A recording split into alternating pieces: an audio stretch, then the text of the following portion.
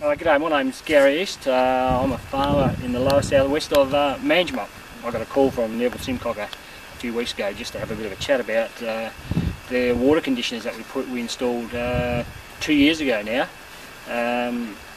Just to let you guys know over there where this has been shown, how we get on with it and what we've achieved with it. What we noticed originally was there was quite a build-up of salt on top of our soils towards the end of the season. And also with the broccoli that we were growing and cauliflowers at that stage, we were getting very difficult to get green in the leaves. They were always quite blue. And yeah, with more and more investigation along the way, we could just tell that there was obviously the salt in the water. Our salt levels are generally not that high, but they're around about 120 millisiemens in the water. It doesn't seem to vary that much. All our water that we have here is all above ground storage, which is all winter flow catchment. We don't have any bores or anything like that, so it's all winter flow catchment, so they tend to get flushed out each year. So we have a pipe at the bottom of our dams which we let go each year to try and flush any residual salt in the dams. The dam that, as you can see behind me, is a very, very large dam which we tend not to be able to empty, even though we turn the pipe on when we finish the season in end of May, June. We can never get it down anyway, so but at least any salt that is at the bottom of the dam will get flushed to the best that we can. The main thing that we've noticed about the conditioner is as soon as we put it on, which was in January, the biggest thing we noticed straight away was the amount of times less that we had to spray our crops. If anyone's aware, who grow broccoli or brassicas, we have a major problem with platella, which is a diamondback moth in this area. Generally having to spray 2, sometimes 3 times a week. From the time we put that conditioner on, we basically stopped spraying. We were spraying about once a month, and I asked my neighbours next door, what they were doing, and they were still continuing to spray twice a week, where we didn't. I know that they were growing cauliflowers, where you do have to control them a lot better than broccoli, but we were just having no problems at all in that sense.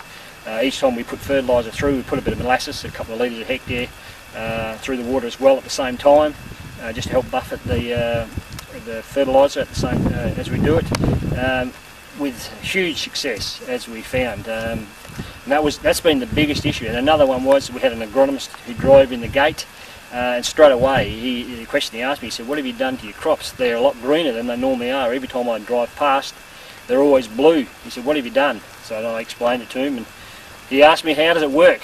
And I said, "Well, you're asking the wrong person. I have no idea how it works, just the fact that it does work." Yes, and I absolutely swear by these things.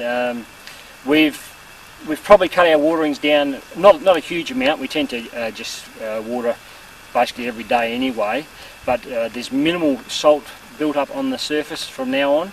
End of the season, there is very little. There is a small amount, nowhere near what used to be there. So that tells me that this machine, however it's working, is doing the job. It's working very, very well. Other benefits, well, it's hard to say in that sense. The cost savings for spraying, for a start, I would say we would the first year has well and truly paid for that machine with probably just chemicals. Having to spray diamondbacks every twice a week is very, very time consuming as well as expensive, as everyone realises.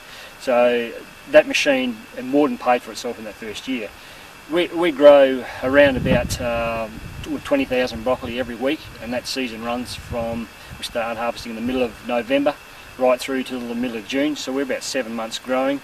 So if you take that over that period of time, just with the cost of chemical savings, you can see why it would save the cost of that machine very, very quickly. And not only that, the product is so much better. The year before we put that machine on, we had a lot of seconds. We had a lot of yellowing. We had a fair bit of trouble with the broccoli, a bit of rot, things like that. The year that we put that machine on, from January onwards when we started picking, from then on we just never had seconds, never had rot, never had yellowing. The health of the plants were visually so much better than they were before. So yeah, the time saving in spraying and watering and everything else, absolutely. If anyone is considering one of these machines, I would highly recommend it, because just with the saving in time, it's given us time to do other things along the way. And if anyone would like to give me a call, I'd be more than happy to chat to you. If you talk to Neville, he will give you my contact details, and be happy to chat to you on the phone and go through a bit more if you'd like.